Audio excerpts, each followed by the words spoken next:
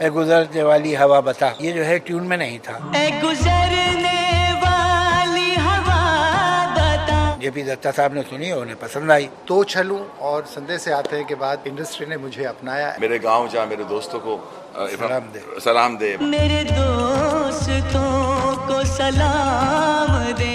जब ये फिल्म बनी थी तो अपनी तरह की पहली फिल्म थी। उसके बाद ऐसी फिल्में बनाने की कई लोगों ने कोशिश की, बनाया है, लेकिन ये अपने अंदर नई थी। डायरेक्टर के साथ काम कर रहा था जेपी दत्ता साहब, जो यहाँ मौजूद हैं। उनका ज़रा गाने के सिलसिले में ख्याल और जो कॉन्सेप्ट है वो आमतौर से जो होता है उससे मुख्तलिफ है, डिफरेंट। हुआ क्या था, किस्मत हमारी अच्छी थी। बहुत ज़माने पहले एक प्रोड्यूसर डायरेक्टर साहब के साथ हमारी सीटिंग हुई थी, जहाँ अन्नू मलिक साहब ने बहुत सारी ट्यून सुनाई थी। खैर वो हो गया, हम लोग की किस्मत अच्छी थी तो हमने उनके साथ काम नहीं किया। फिर वो ज़माना गुजर गया और फिर एक दिन हम बैठे थे कि जब बात हो रही थी कि इस सिचुएशन में ये गाना चाहिए, तो मुझे अचानक याद आया कि इन्होंने वो ट्यून सुनाई थी। हम लोग सनी साउंड में थे, मुझे अच्छी तरह याद है। तो मैंने कहा आप ये वो जो ट्यून थी वो आप सुनाएं। जेपी दत्ता साहब ने सुनी और उन्हें पसंद आई। उसके बाद फिर उस पर हमने गाना लिखा। अच्छा, मुझे क्यों वो ट्यून, क्यों, इनकी तो बहुत सारी ट्यून बहुत अच्छी होती हैं, इसलिए याद आई थी कि जो गाने की और सिचुएशन की डिमांड में थी उसमें बहुत सारी बातें लिखनी थी।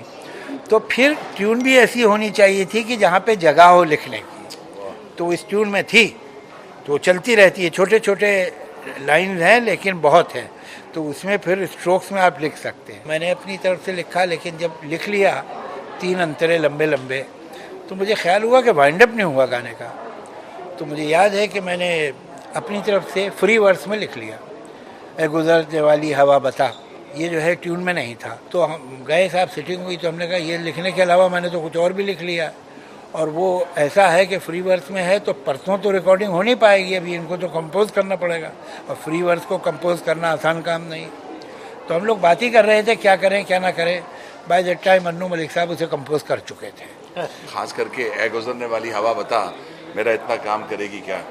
मेरे गांव जा मेरे दोस्तों को सलाम दे, वहाँ रहती है मेरी बूढ़ी माँ। It evoked a passion in my heart. I got emotional, और उस वक्त मुझे ये लफ्ज़ इतने अच्छे लगे, और वहाँ से ट्यून बहती गई, और सडनली जावेद साहब की तरफ देखा मैंने और जेबी साहब की तरफ देखा।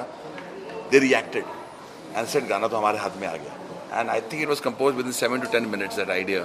और फिर ये गाना जो है ये विजुअली अगर आप इसको सुनते हैं तो आपको विजुअल सामने नज़र आते हैं, तो किसी डायरेक्टर के लिए बहुत आसान हो जाता है जब लिरिक्स इतने अच्छे हो उसको पिक्चराइज करने के लिए। तो आधा काम से ज़्यादा 75% तो जावेद साहब ने मेरा काम कर दिया था।